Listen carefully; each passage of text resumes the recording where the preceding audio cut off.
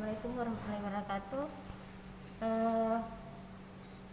Hari ini kami akan mencoba untuk mendemokan praktikum kesuburan tanah dan pembukaan. Dalam hal ini adalah penetapan bahan organik tanah atau C organik. Untuk penetapan bahan organik tanah, sampel tanah yang digunakan adalah sampel tanah yang sudah dihaluskan, kemudian diayak pakai ayakan 0,5 mm. Setelah itu, tanah yang kita sudah ayak seperti ini, kita timbang seberat 0,5 gram untuk tanah mineral. Tapi kalau kita misalnya mendapatkan tanah seperti ini yang lebih gelap atau agak gelap, kita sedapat mungkin untuk mengurangi sampelnya. Jadi jangan gunakan 0,5 gram, tetapi mungkin kita bisa pakai 0,25 gram. Oke, sekarang kita lakukan penimbangan. Jadi kita timbang pada timbangan analitik dengan ketelitian 4 desimal. Seperti ini. Kita sudah ada wadah di sini untuk melakukan penimbangan. Sekarang kita timbang sebanyak, jadi pastikan bahwa timbangan awalnya adalah 0. Jadi wadah yang kita pakai untuk menimbang itu tidak terhitung beratnya. Jadi kita sudah stabilkan menjadi 0. Sekarang kita timbang. Ini kita pakai sampel tanah yang pertama, kita anggap sebagai sampel A. Kita timbang karena warnanya gelap, kita pakai 0,25 gram.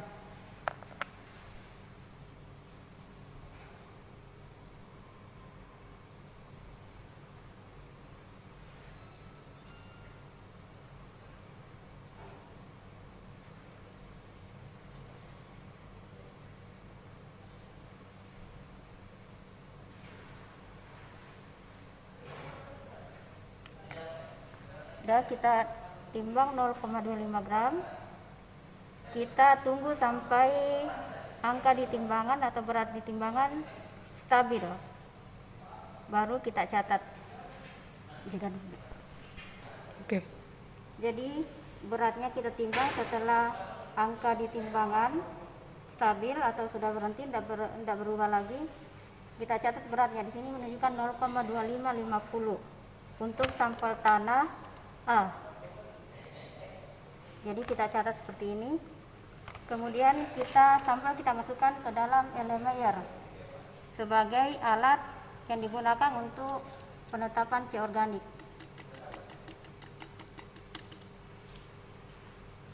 Sampel A sudah selesai, kita lanjut ke sampel B.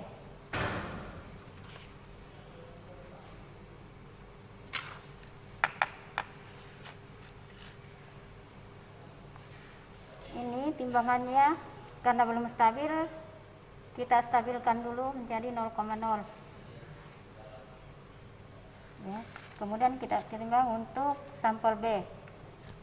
Sampel B karena warnanya agak terang atau lebih terang dari sampel A, kita gunakan berat biasa 0,5 gram.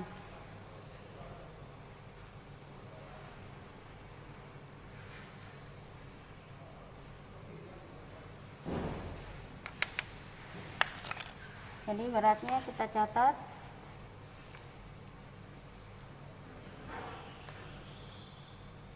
(0,53)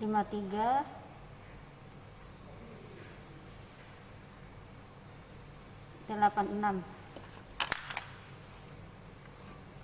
Kita masukkan ke Erlenmeyer kedua atau sampel B. Jadi ini sampel sudah siap untuk kita analisis bahan organik atau C organik yang nantinya kita menggunakan metode Polky and Black.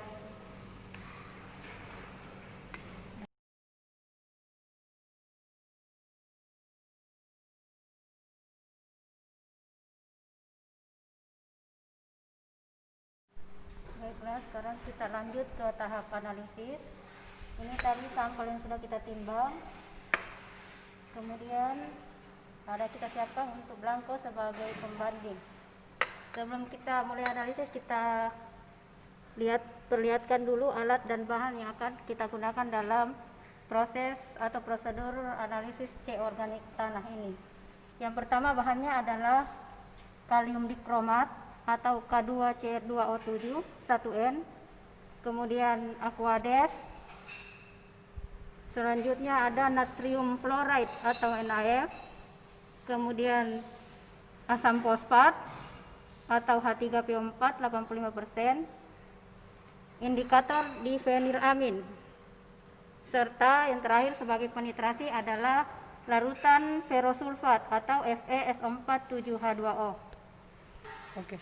Sedangkan alat yang akan kita gunakan adalah pipet ukur atau pipet volume 5 mili, kemudian pipet 10 mili, pipet tetes, dan mengocok. Karena hari ini kita akan pakai magnetic stirrer atau kita pakai metode stirring secara digital. Jadi ini adalah stirring. Oke, kita lanjut ke tahap analisis. Jadi pertama kita siapkan sampelnya. Sampel. Jadi kita ada blanko, sampel A dan sampel B. Pertama, prosedurnya adalah menambahkan blanko dan sampel-sampel ini dengan 5 ml kalium dikromat. Jadi sampel dan blanko kita tambahkan 5 ml kalium dikromat atau K2CR2O7. Jadi saya ulangi lagi, langkah pertama adalah menambahkan ke dalam elemer blanko maupun sampel sebanyak 5 ml K2CR2O7 atau kalium dikromat. Hari ini karena kebetulan ball pipet lagi mengalami kerusakan, kita pakai pipet digital. Oke, ini adalah pipet 5000 atau 5 ml. Kita gunakan untuk mengambil reagent atau larutan K2CR2O7.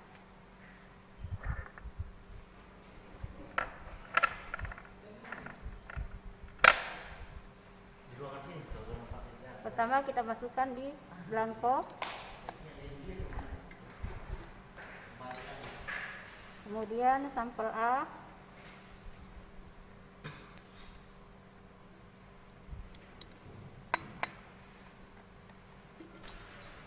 dan sampel B.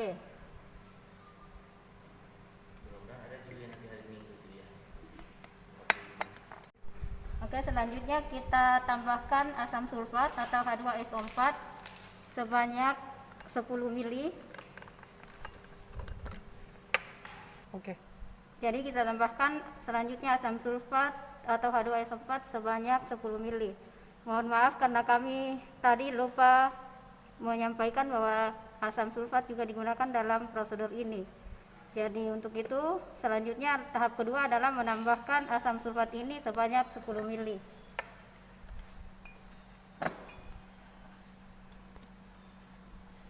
Jadi Bapak kameramen.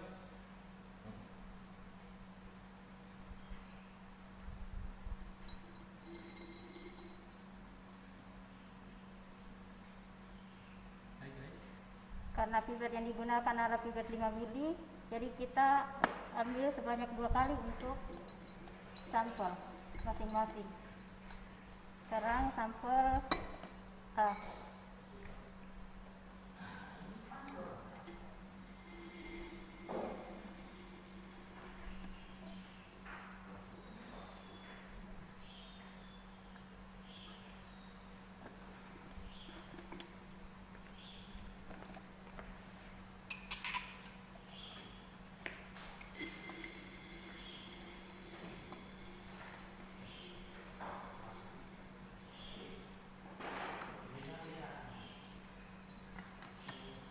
Jadi ini telah kita tambahkan asam sulfat sebanyak masing-masing 10 mili.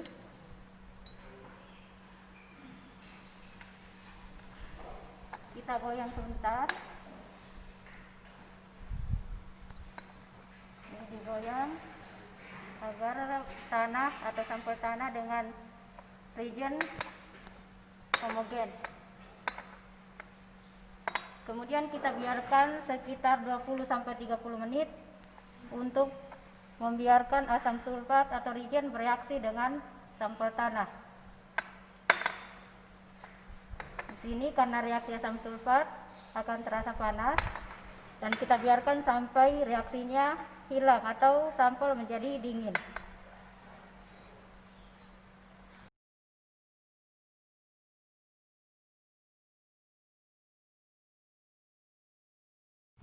Selanjutnya setelah 20 sampai 30 menit, ini kita 30 menit ya. Jadi kita pastikan bahwa sampel ini sudah dingin, artinya sudah tidak ada reaksi di dalamnya. Selanjutnya kita tambahkan Aquades sebanyak 100 ml. Jadi untuk Aquades kita pakai gelas ukur biasa saja, 100 ml. Aquades.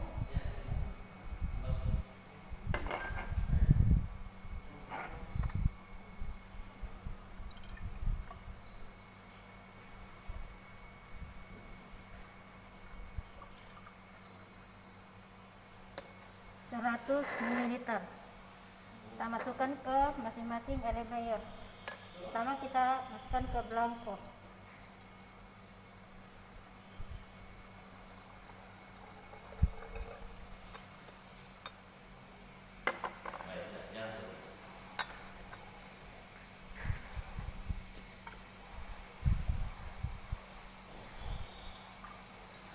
Selanjutnya sampel A, tambahkan Aquades 100 ml.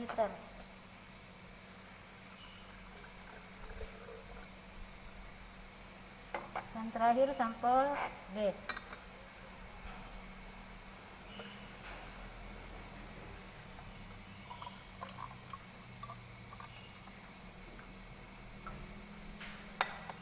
Tambahkan 100 ml.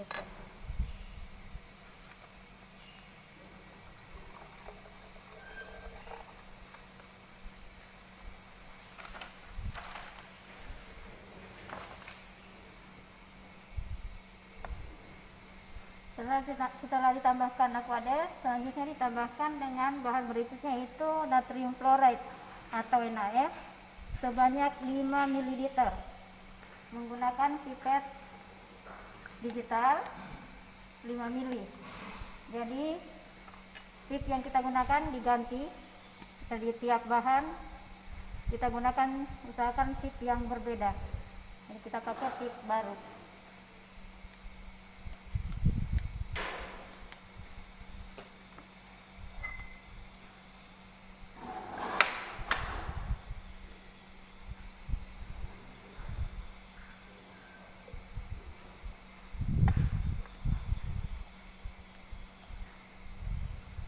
Sampel A, tambahkan 5 ml natrium fluoride atau NaF.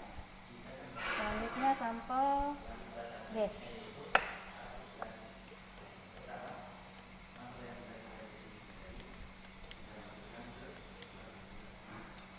Jadi penambahan NaF sudah selesai, masing-masing sebanyak 5 ml.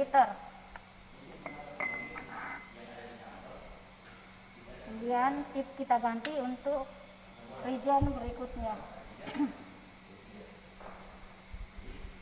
Selanjutnya penambahan H3PO4 atau asam fosfat. Asam fosfat juga sebanyak 5 ml. Jadi masing-masing ditambahkan asam fosfat 5 ml. Dari Blanco.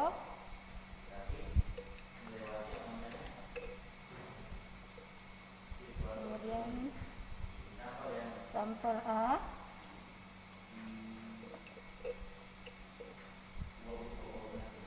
dan sampel B. Masing-masing ditambahkan dengan asam fosfat sebanyak 5 ml.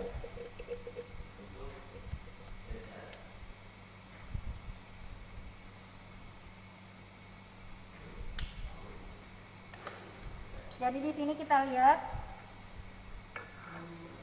bahwa sampel yang telah diberi reagent yaitu kalium dikromat, asam sulfat, Aquades, natrium fluoride, dan asam fosfat itu berwarna jingga atau orange. Jadi ini nanti yang akan kita titrasi. Dan indikator adanya C organik atau batas penitrasian itu adalah warna hijau. Jadi nanti sebentar kalau kita titrasi, kita akan mencari atau menunggu perubahan warna hijau. Tetapi sebelumnya kita akan memberikan indikator difenilamin. Jadi larutan yang berwarna jingga ini akan kita berikan indikator difenilamin sebanyak 15 tetes.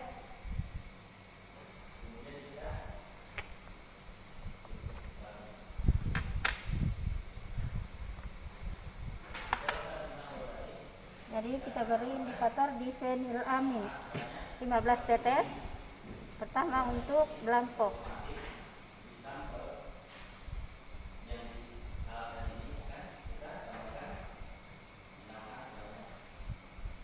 Banyak 15 tetes. Sampel A.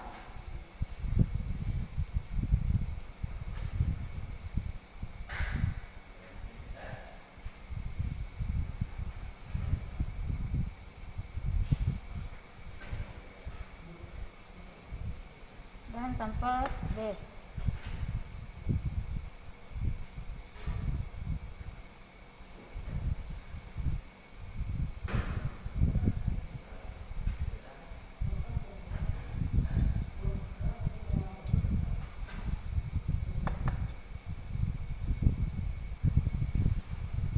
Jadi penambahan difenilamin, indikator difenilamin sebanyak 15 tetes ini kepada masing-masing sampel atau bahan, yaitu blanko, sampel A dan sampel B, itu akan merubah warna jingga menjadi warna gelap.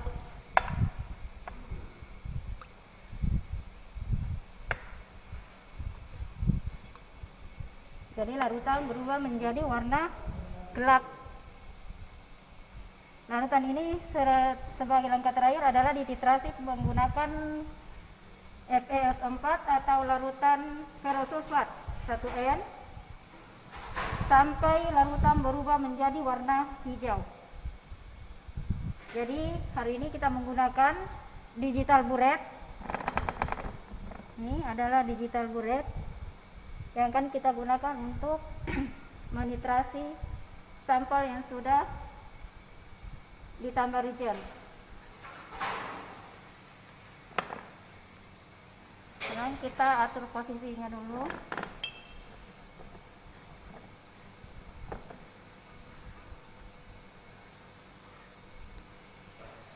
Jadi kita atur posisi digital burette-nya. Kemudian kita pastikan di dalam pipa digital burette ini tidak ada rongga udara atau tidak ada pipa yang kosong. Jadi kita keluarkan dulu sampai semua pipa terisi.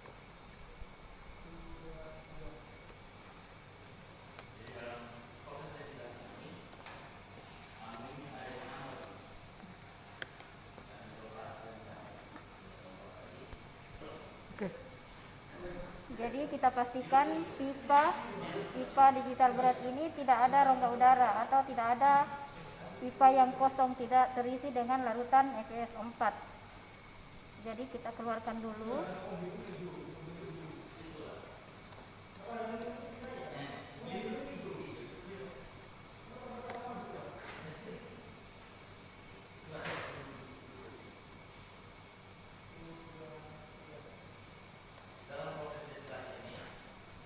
Pipa dari digital burette kita pastikan untuk terisi penuh sampai ke ujung, tidak ada rongga udara di dalam. Selanjutnya kita titrasi blanko terlebih dahulu menggunakan magnet. Kita masukkan.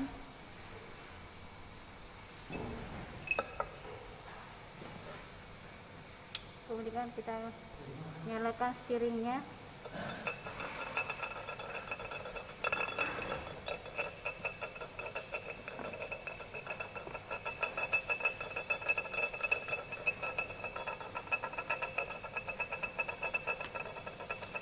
supaya lebih jelas, sebaiknya kita letakkan kertas putih di dasar elemayer, di bawah elemayer, supaya lebih jelas perubahan warna yang terjadi.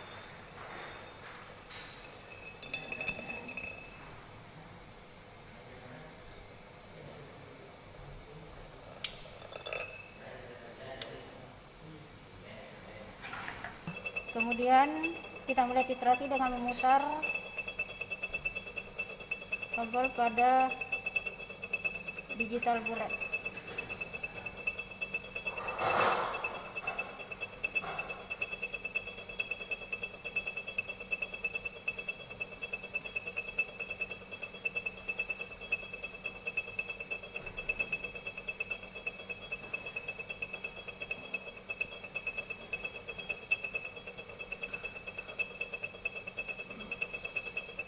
Titrasi dilakukan sampai larutan berubah menjadi warna hijau, dari gelap menjadi hijau.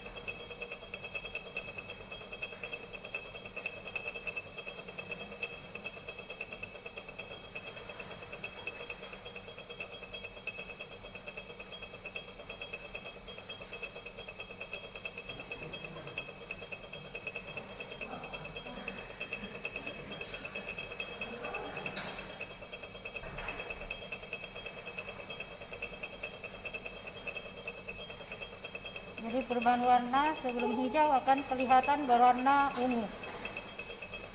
Jadi ini proses titrasi sudah selesai dan larutan sudah berubah menjadi warna hijau. Jadi magnet kita hentikan. Kemudian kita catat volume FeSO4 yang kita gunakan sampai warna hijau terjadi.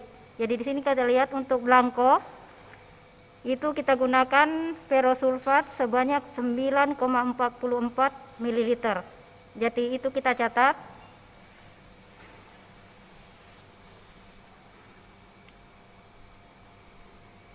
Jadi titrasi blanko 9,44 kita catat. Kemudian kita selanjutnya menitrasi sampel A. Kita akan menitrasi sampel A, tapi sebelumnya magnet yang kita gunakan alangkah baiknya kalau dibilas, kemudian dimasukkan ke sampel A.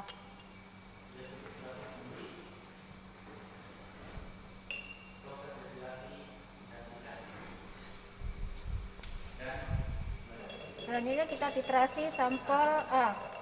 Sampel A.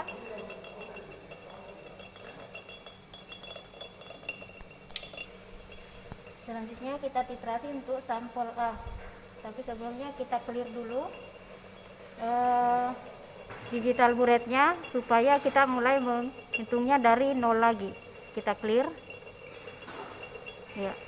Setelah angka menunjukkan 0, kita mulai titrasi.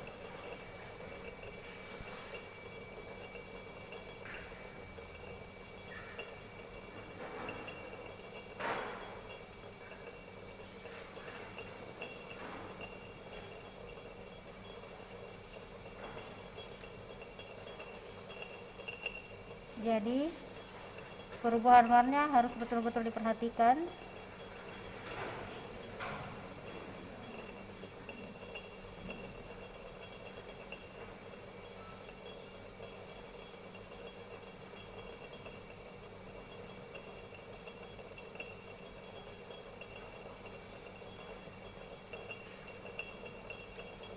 Setelah warna kelihatan keunguan kita harus pelan-pelan untuk penitrasian. Jadi kita usahakan kita titrasi tetes per tetes.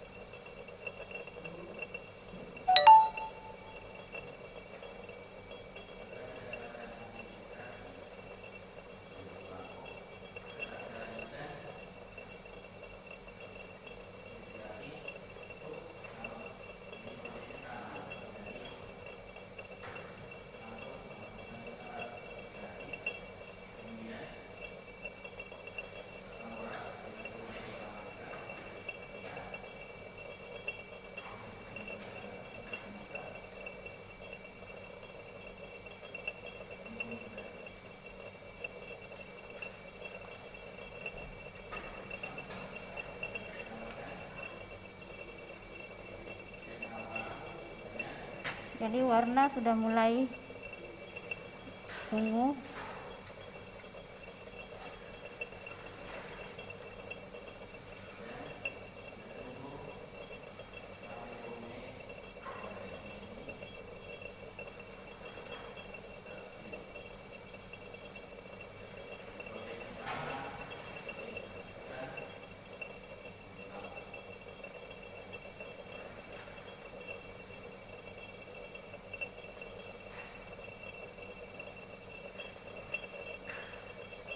Ini sudah perubahan warna hijau pertama.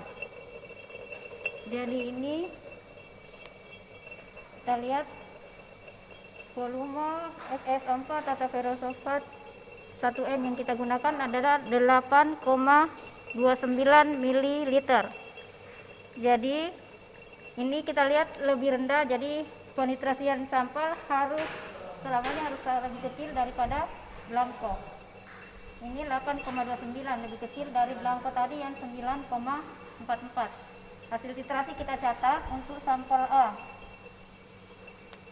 Untuk sampel A 8,29.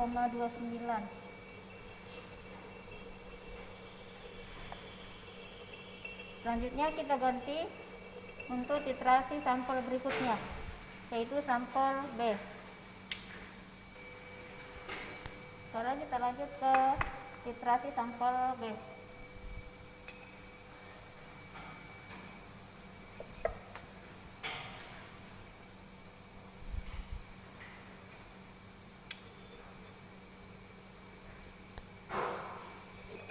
Jadi kita titrasi sampel B. Ini sudah kita clear, jadi angka sudah menunjukkan 0,0. Sekarang kita mulai titrasi.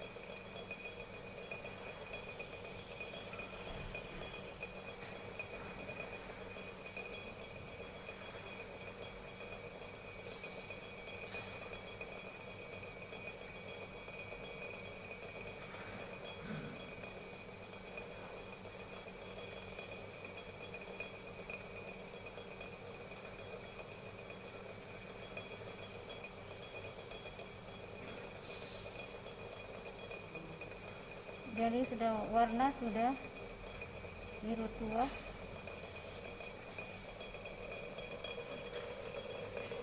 Jadi sudah berubah menjadi warna hijau, titrasi dihentikan. Jadi volume FS4 yang digunakan adalah 8,04 ml. 8,04 ml kita catat. Jadi sudah selesai penitrasian. Alat kita atau digital bulatnya kita tutup. Kemudian kita matikan. Di sini ada tulisan mode, itu kita tekan untuk mematikan alat. Kemudian ini kita tutup. Ini adalah hasil penitrasian. Jadi sudah terlihat. Sini kita lihat bahwa semua yang sudah kita titrasi, baik blanko, sampel A, sampel B itu sudah berubah menjadi warna hijau dari sebelumnya jingga sebelum diberi difenilamin, kemudian setelah diberi difenilamin berwarna gelap, dan terakhir setelah dititrasi pakai FS4 1N itu berubah menjadi warna hijau. Untuk selanjutnya prosedur analisis C ini sudah selesai. Selanjutnya hanya kita tinggal mengolah data yang telah kita dapatkan dengan menggunakan rumus yang sudah ada di modul. Jadi untuk terakhir mungkin analisis C kita sudah selesai, kita tinggal olah data. Mungkin tadi saya lupa ingatkan bahwa sebelum kita bekerja, sebelum masuk lab, kita sebaiknya menggunakan APD, yaitu alat pelindung diri yang terdiri dari jas lab, masker, dan kalau ada handphone atau kaos tangan, itu lebih bagus lagi. Terima kasih, mudah-mudahan walaupun mungkin secara online ini bisa memberikan manfaat kepada adik-adik mahasiswa untuk menambah pengetahuan tentang bagaimana prosedur analisis, khususnya analisis bahan organik atau C organik di dalam laboratorium. Terima kasih. Assalamualaikum warahmatullahi wabarakatuh. Assalamualaikum warahmatullahi wabarakatuh.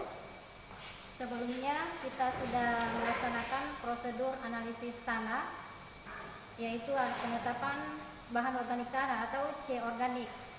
Selanjutnya kita lanjut ke proses olah data. Jadi untuk menghitung berapa banyak atau berapa persen C organik dalam tanah sampel tanah yang sudah kita analisis. Sebelumnya data yang sudah kita peroleh tadi dalam proses analisis kita buat dalam tabel seperti ini. Jadi kita buat dalam tabel seperti ini, ada nomornya, nomor urut, kemudian kode sampelnya, berat sampel, dan titrasi ferrosulfat atau FS4 yang dipakai sampai larutan berubah menjadi warna hijau. Kemudian untuk proses perhitungan C organik kita menggunakan rumus seperti ini, persen C organik itu sama dengan volume titrasi FeO4 blanko dikurangi dengan volume titrasi sampel. Jadi ini sekarang kita sampel A dulu ya. Sampel A. Jadi sampel A dibagi dengan berat sampel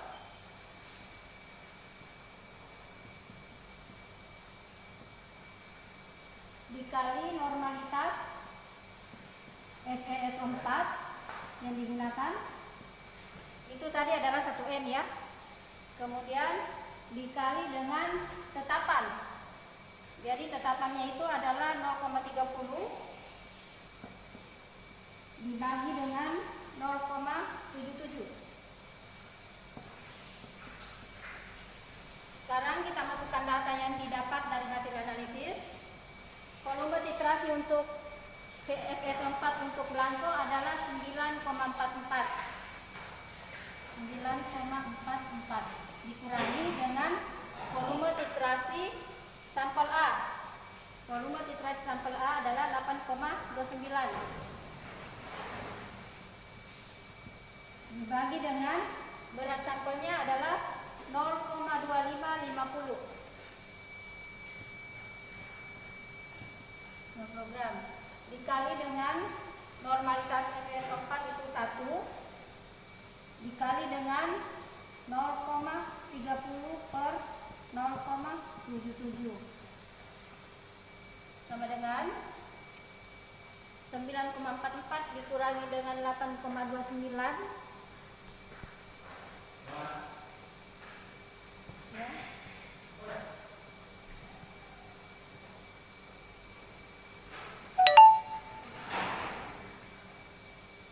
Jadi 0,1 ya, 1,15. Ini 1,15. Tolong dicek kalau misalnya pakai kalkulator. Dibagi dengan 0,255 dikali 1 dikali dengan 0,30 bagi 0,77. Jadi kita bagi 1,15 dibagi 0,2550 itu hasilnya 4,51 dikali 1 dikali 0,38 sama dengan 1,71%. Jadi ini adalah C organik sampel A yang kita sudah analisis. Kemudian untuk menghitung bahan organiknya kita tinggal mengalihkan C organik. Jadi bahan organik itu sama dengan persen C organik dikali dengan tetapan 1,724. Jadi 1,71 dikali dengan 1,724 itu sama dengan Oke. itu sama dengan 2,95%. Oh tidak ya, 2,95%.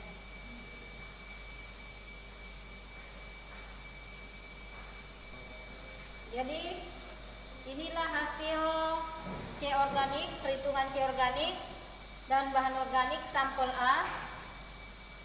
Setelah selesai dianalisis berdasarkan data yang diperoleh hasil analisis, C organik sampel A adalah 1,71% dan bahan organiknya adalah 2,95%. Jadi mungkin untuk adik-adik bisa dilanjutkan menghitung C organik dan bahan organik untuk sampel berikutnya yaitu sampel B. Saya kira demikian saja untuk praktikum atau demo praktikum penetapan C organik tanah dalam mata kuliah atau untuk mata kuliah kesuburan tanah dan pemupukan. Sekian dari kami. Mudah-mudahan adik-adik bisa memahami dan bisa melakukan atau setidaknya memberikan tambahan pengetahuan tentang prosedur analisis laboratorium C organik dan penetapan bahan organik tanah. Jadi hasilnya itu tadi yang 1,71%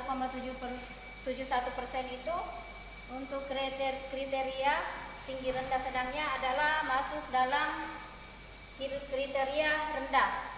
Karena kriterianya itu di bawah 1 adalah sangat rendah, 1 sampai 2 adalah rendah, 2 sampai 3 itu sedang, kemudian 4 sampai 5 itu tinggi, dan di atas 5 itu sangat tinggi. Dan kita dapatkan untuk sampel A adalah 1,71%, itu berarti dia masuk dalam kriteria rendah, berada antara 1 dan 2. Ya mungkin adik-adik bisa cari sendiri cari sendiri sama temannya, atau laporan-laporan yang sebelumnya sudah ada itu ada semua di situ, atau bisa juga di search cari buku analisis tanah, tanaman, air dan pupuk. Di situ ada. Jadi kriteria untuk penilaian kesuburan tanah. Jadi untuk C organik, N dan sebagainya itu ada semua di situ. Jadi silakan dicari atau di search sendiri di Google. Mungkin demikian untuk demo praktikum penetapan bahan organik tanah atau C organik tanah untuk mata kuliah kesuburan tanah dan pemupukan. Lebih dan kurangnya mohon dimaafkan. Mudah-mudahan ini ada manfaatnya bagi adik-adik walaupun dalam kondisi yang sangat memprihatinkan, tetapi ini jangan menghalangi kita untuk tetap menimba ilmu. Sekian dan terima kasih. Assalamualaikum warahmatullahi wabarakatuh.